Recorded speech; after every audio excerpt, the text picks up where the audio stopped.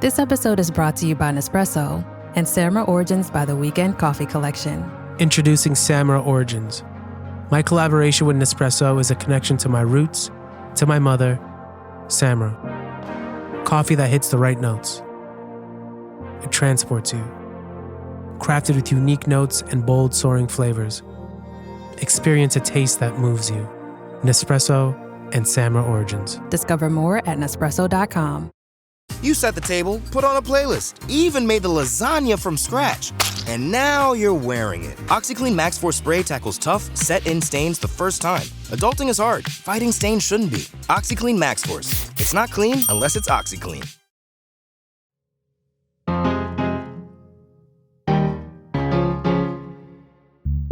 There are those who would have us believe that having babies, or not having babies, is a political act.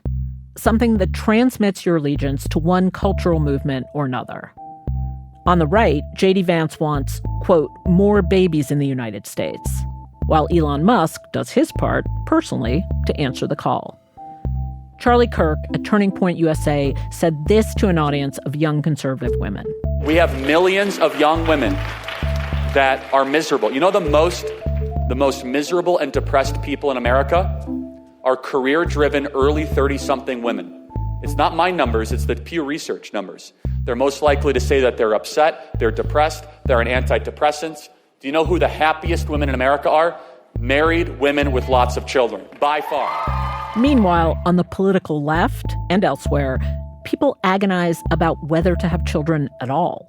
For environmental reasons, or money reasons, or I just don't want to spend my time that way reasons. Get ready with me while I tell you all the reasons why I don't want to have kids. I want to spend my money on what I want to spend my money on. I don't want another human life dictating what I'm going to do. I think you are absolutely crazy to have a baby if you're living in America right now. Some of us aren't having kids because we can't justify bringing them into this type of world. How are we going to have children if we can't even afford ourselves? But if you move the discussion outside politics and into just sheer demographics, how many humans, ideally, do we want on Earth? A whole different conversation is beginning about a potential crisis coming that we're not paying attention to, at least by some people's accounts. I'm Hannah Rosen. This is Radio Atlantic. Around the world, and in wealthy countries in particular, the birth rate is dropping. Today, the birth rate in the U.S. is 1.6 babies per woman, significantly below the required replacement rate of 2.1 babies per woman. We're used to hearing conservatives talk about the need for lots of children. But today we're hearing from someone outside this political debate about why everyone, liberals in particular, should care about depopulation. A lot of the traditionalists out there are saying low birth rates. Well, what we need is a return to rigid, unequal gender roles. And they want to roll things backwards and think that'll fix the birth rate. But that's the wrong response. That is Dean Spears, an economist at UT Austin and co-author of a new book, After the Spike, Population, Progress, and the Case for People. I talked to Dean about why we should care about depopulation. I grew up in the shadow of the Paul Ehrlich book, The Population Bomb. I was actually a high school debater, and we were always making the argument, we're headed towards a degree of overpopulation that's going to explode the earth. Like, that was so much in the consciousness. The idea that more people equals bad, it was just deeply ingrained, and it still kind of is for young people. So what's incorrect about that argument? So I think the most important part of that is the environment, and there's something importantly right there. We do have big environmental challenges, and people cause them. Human activity causes greenhouse gas emissions and has other destructive consequences. And so it's really natural to think that the way to protect the environment is to have fewer humans. And maybe we would be in a different position right now with the environment if the population trajectory had been different in decades and centuries past. But that's not really the question we face right now. The question we face right now is, given our urgent environmental problems, are fewer people the solution? And fewer people aren't the solution now. And so here's one way to think about it. To consider the story of particle air pollution in China.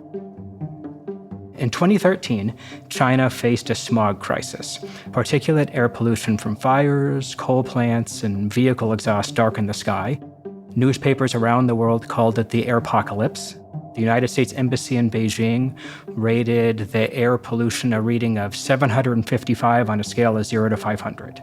This stuff is terrible for children's health and survival and older adult mortality too. So what happened next? In the decade that followed this airpocalypse, China grew by 50 million people. That's an addition larger than the entire population of Canada or Argentina. And so if the story is right that population growth always makes environmental problems worse, we might wonder, how much worse did the air pollution in China get? But the answer is that over that same decade, particulate air pollution in China declined by half. That was because policy changed, because the public and leaders there decided that the smog was unacceptable. There's new regulations, they shut down coal plants, they enforced new rules, and it's not just China.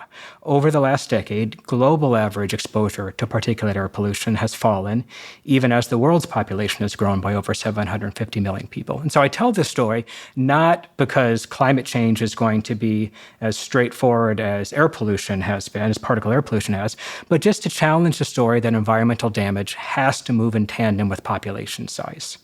Every time we've made progress against environmental challenges before, it's been by changing what we do, changing policy, doing something different. So the way we responded to the hole in the ozone layer in the 80s is banning chlorofluorocarbons. The way we responded to lead and gas in the 1970s was with the Clean Air Act, and same thing for acid rain and sulfur dioxide in the 1990s. People do destructive activity, but the way we stop that is by stopping the destructive activity part with better policy and better enforcement and implementing better technologies. We've never solved a problem like that before with less people. Let's lay some groundwork just on the numbers, like what actually is happening with the world population. Your book is called After the Spike, which is a very dramatic phrase. Can you explain the spike? The spike is our term for the upslope that's happened, that's brought us here. So for a very long time, the global human population was pretty small. 10,000 years ago was less than 5 million people. But that started to change a few hundred years ago when we got better at keeping one another alive and especially keeping our children alive with interventions like sanitation and the germ theory of disease. So there were 1 billion of us in 1800, doubling to 2 billion 100 years later, and quadrupling since then. So that upslope to today is what we call the spike. But all along, while the population has been growing, birth rates have been falling. So that falling birth rates is nothing new, which is something you might miss in this new discourse around it. Birth rates have been falling for decades or centuries. The only reason the population's been growing has been because mortality rates, especially child mortality rates, have been falling. So eventually, we'll get to a year when there are more deaths and births. The UN projects that'll be in the 2080s, and then the size of the world population will peak and begin to decline. And that population decline that comes after the spike, it's unprecedented, a free fall, looking over the edge of the cliff.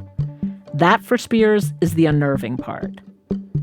After the population peaks in about 60 years, it's not expected to then plateau or stabilize.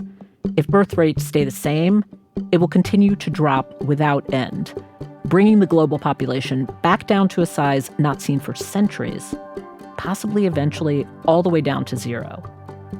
But I'm still trying to understand why. Why are birth rates dropping in the first place? This is something where everybody has a theory, and I think everybody's theory is different. You ask different professors, and I think none of them really explain the bigness of falling birth rates. The fact that low and falling birth rates are found around the world in societies that are really different from one another, and the trend's been going down for a long time. So you might hear social conservatives talk about the problem in their mind would be the retreat from marriage or retreat from religiosity or just feminism itself. But let's look at the facts. Latin America is a place where about 90% of people tell Pew surveyors that they're Christian, and it has a birth rate of 1.8. India, almost everybody, religion is a part of their lives, and the birth rate's below 2. Also, when you think about marriage, India is a place where almost everybody gets married, more often than not an arranged marriage, so a fairly traditionalist one. South Korea, for the sort of theory that would blame the gender revolution or feminism, look at South Korea. That's a very unequal society, the worst gender wage gap in the OECD, nobody's idea of a feminist place, and it has the lowest birth rate of all. Okay, so far people listening to this could be like, great, numbers, whatever. Like we're below, we were above 2, now we're below 2. And yet this is something that's alarming to you, which is really important to understand because it is very not intuitive. I feel like many people alive now, they're very conscious of what they think of as their carbon footprint and what they can do to reduce it, drive less, fly less. And then the agonizing discussion very alive among younger generation about not having kids.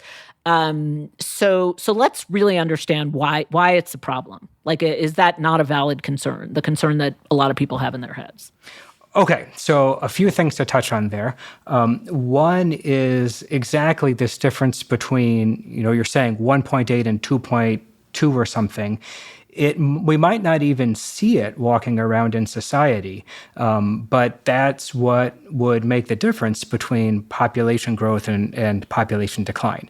Now, I don't want to, you said, see this as alarming. I think it's important to be careful around that sort of language. We're talking about a change that's coming, decades from now. The UN puts it in the 2080s, and I don't think it helps anything to overstate the crisis or overstate the urgency. I think this is important to be talking about now because it's going to be a big change and because nobody has all the answers yet.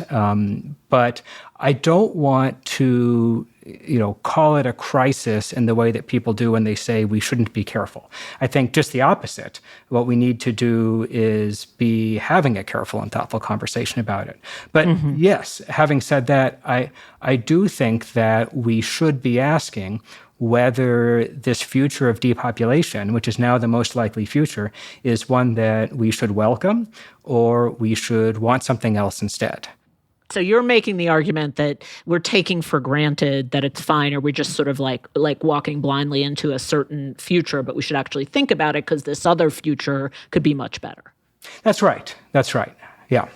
So why? Because, we'll get to this in a moment, but I think you're really going to have to convince people, and particularly women, for a lot of different reasons that we'll get into. So what's the strongest case for why this is a better future to have more people on Earth, or a stable number of people on Earth? Exactly. So is depopulation the best future? Depopulation, generation after generation for the long-term future? The first thing to say is that the alternative to that doesn't have to be unending population growth forever. Another alternative that we often overlook is population stabilization. And it could be stabilization at a level lower than today's. So probably, no matter what we do now, the size of the world population is going to peak and begin to decline. The question is whether we would someday want that decline to stop, maybe at 4 billion, maybe at 3 billion, I don't know, maybe at 2 billion. If we want any of those things, then in that future, we would need birth rates to rise back up to 2. And nobody really knows how to achieve that. Here's one reason why depopulation matters and why we might want to avoid it and have stabilization instead, because we're all made better off by sharing the world with more other people. Other people alive alongside us and alive before us. One reason is that other people make the discoveries and have the ideas that improve our lives. Other people are where science and knowledge comes from. Think about the world today compared to the world 50 years ago.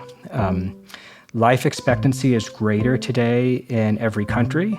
Global poverty has declined by so much that the number of poor people have been falling, even as the size of the population has been growing. We have more to eat. We have antibiotics. We have glasses to correct our vision, shorter workdays, better homes, more medicines and vaccines. We know how to farm more efficiently. We know how to organize a kindergarten, a cancer drug trial, a parliamentary democracy. And humanity learned all of these things because of the people who came before us. One reason that a stabilized future would be better than depopulation is that there's still more progress to be done. Progress doesn't happen automatically. We need people to get us there. And if we don't have one another, if there's not as many of us contributing and learning by doing, then we won't make as fast progress in accumulating those things that could, continue to make lives better, continue the fight against poverty, continue to figure out how to cure cancers that we can't now cure. This is actually a quite beautiful notion of humanity or vision of humanity, just this idea that, collective knowledge is a good, more of it is better. I think I've come to associate, particularly at this moment in time, collective action as oppressive, or at least I have a lot of examples of it now in my world, where masses of people getting together can also cause disinformation and push us backwards. And maybe that is just very present in our minds right now. Yeah. It's not the whole story. It's not just about innovation. I think that there are other ways that strangers' lives are not only good for them, but good for you. So, here's another way of looking at it. We're used to thinking of other people as potentially rivals that consume the resources that we want. And part of what I'm trying to say is that we should think of other people as win-win. Just like we reject that sort of zero-sum thinking in other ways, and in international trade or immigration, all of us who are able to see other people as win-win in those ways should see other people as win-win here. Because when other people want and need things that you want and need, they make it more likely that you're going to get it. So, where are you going to find a well-functioning public transportation system? Where there are more people or where there are fewer people? Where are you going to find the special medical care that you might need for you or a loved one? How are we going to build a green energy infrastructure? You're more likely to find it in a place where other people want and need the same thing. After the break, an impossible dilemma for some women, and what men can do about it. When you hear Lululemon, you probably think of Align yoga pants, weightlessly soft, like you're wearing next to nothing. That's why you see them in class, at the grocery store, and in the park. But did you know about skirts with built-in liner shorts so you can still jump for the Frisbee? And tanks and bodysuits? With Align's iconic stretch, you won't want to take it off. And with endless style options, you don't have to. Shop in-store or online at Lululemon.com. I'm always looking for ways to show my cat how much I love her. And with Fancy Feast Gems, I can pamper her whenever I want with a savory gravy on top of a gourmet mousse pâté. The pyramid shape makes serving simple, so all I have to do is peel and plate to make mealtime feel extra fancy. And with 2 entrees in every pack, it's easy to turn every day into the extraordinary. Fancy Feast Gems.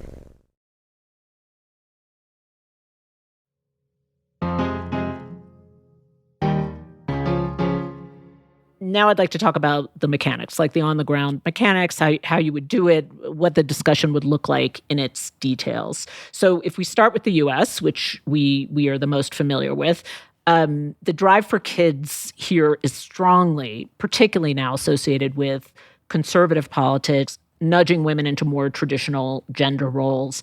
What do you do about that? Like, having children's been politicized the way so many things have been politicized in the U.S.?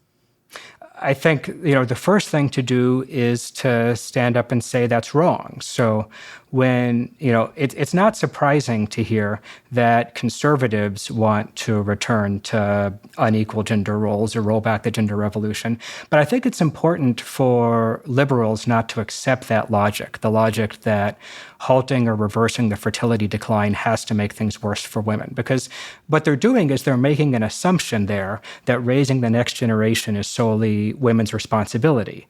And it's everybody's responsibility. Mm-hmm. And I think that gender inequality is what helped get us into this situation. Mm-hmm. It's not going to be what gets us out. If more people all along had recognized that raising the next generation is something that all of us should do, that we shouldn't have this wall between care work and important work, but in fact, we all have an interest in the next generation. It's not just women's responsibility. Then I think we maybe, I'm not saying that everything would be perfect, but I think that that we might not be in such a big problem. So, I mean, let's be a little bit more precise. What about men, right? Mm-hmm. No doubt the biology of human life is unequal, and the economics and culture of parenting are unequal, and reproduction will burden women in ways that it will not burden men. But that's not the end of the sentence, because it takes more than 9 months to make a new person. Mm-hmm. It takes many years of parenting and housework and effort of every kind. There's plenty of time over the years and long nights for men to even things out. And we shouldn't pretend that that's not possible or that we're helpless against the status quo of inequality.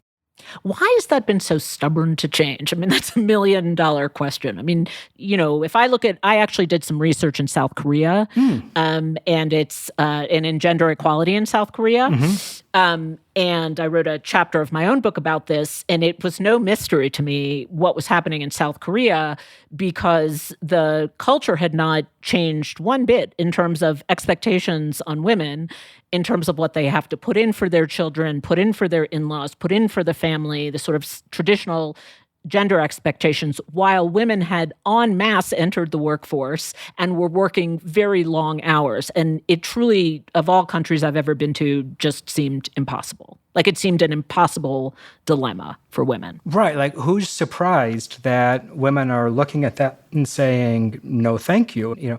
We all have an interest in what sort of society we have and what sort of population we have. And if we're heaping all of the burden on just some of us, then let's not be surprised when they say no thank you. So what do you do then about the example of the Scandinavian countries, which do have quite a bit of gender equality, at least compared to the United States, which doesn't even have, mandated paid family leave? And even in countries like that, they haven't managed, with all the policies and all the generous maternity leaves and even piling on paternity leaves, have not really managed to nudge that number up. So I think there are a few things to think about there. One is that I bet if we went and we asked women in Sweden, they would tell us that there are still some notable imperfections there. Two is that even if, as just a weird thought experiment, humans had been asexual, like a starfish or something, all along, and there just weren't such thing as men and women, we might still be facing a future of low birth rates, because so much is changing. There are so many other opportunities for work, for education, for leisure, that people still might be choosing, or fewer people choosing, to have children. So I don't think there is one silver bullet for this whole explanation. I think it's an important part of it and an important first step. But I think the third and the most important thing is that it's not a short path out of this situation.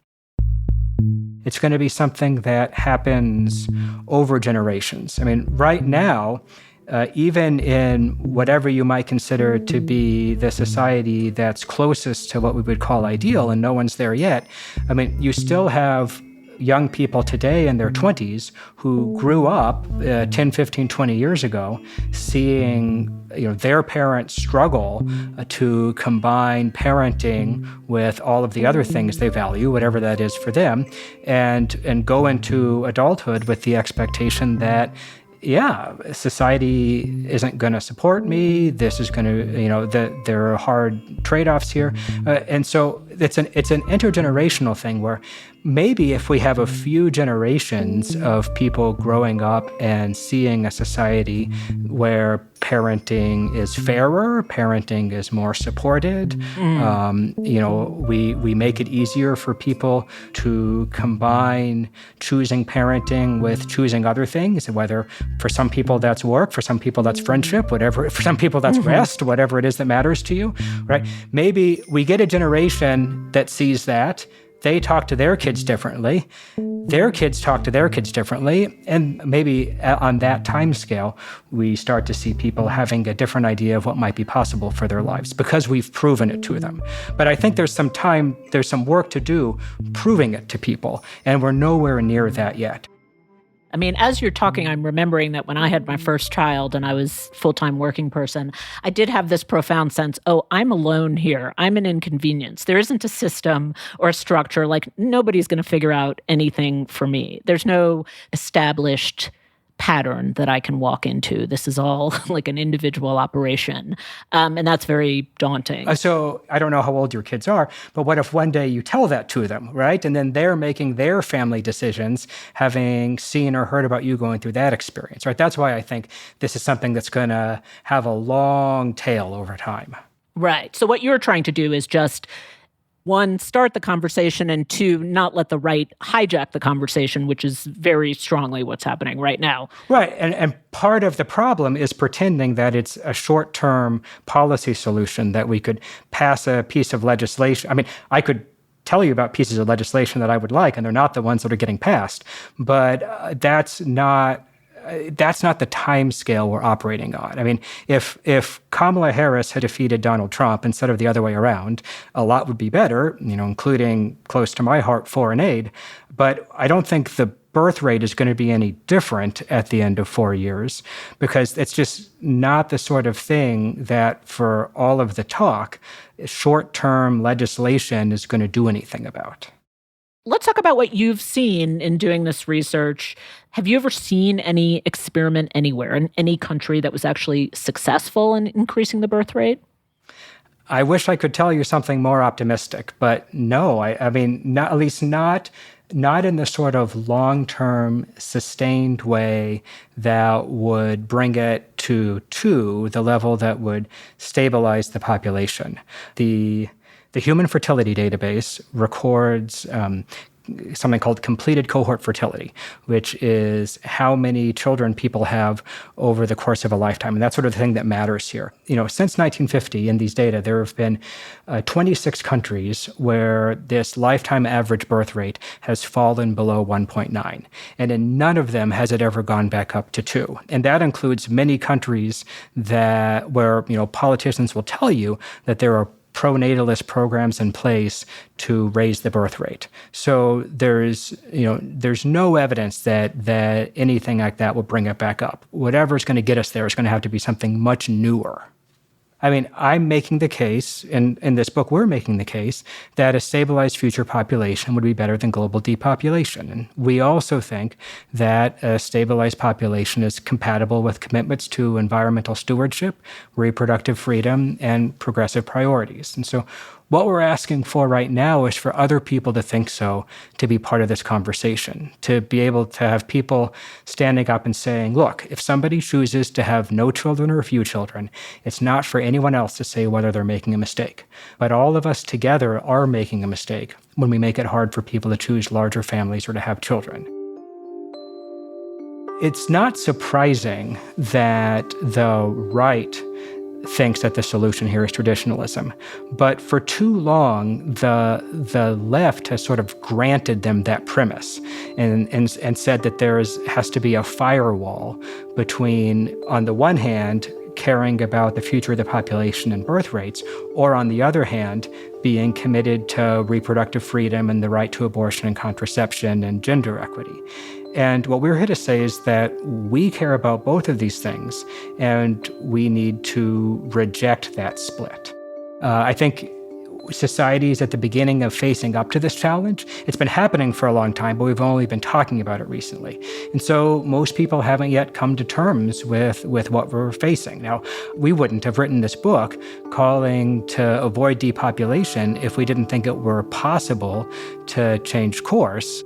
But right now, jumping to a policy solution is probably the wrong move, and that's what we hear people talking about. This isn't something that's going to be turned around in one presidential term. I think what the next step is for more people to share a belief that we should want something to change, that's a necessary precursor. But there are a lot of minds to change first. Well, Dean, thank you so much for laying out the argument for us. Thank you so much for having me.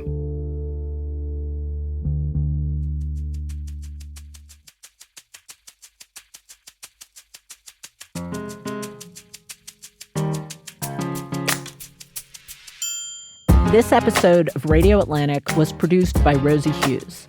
It was edited by Claudine Abade and Kevin Townsend. We had engineering support from Rob Smirsiak and fact-checking by Luis Perales.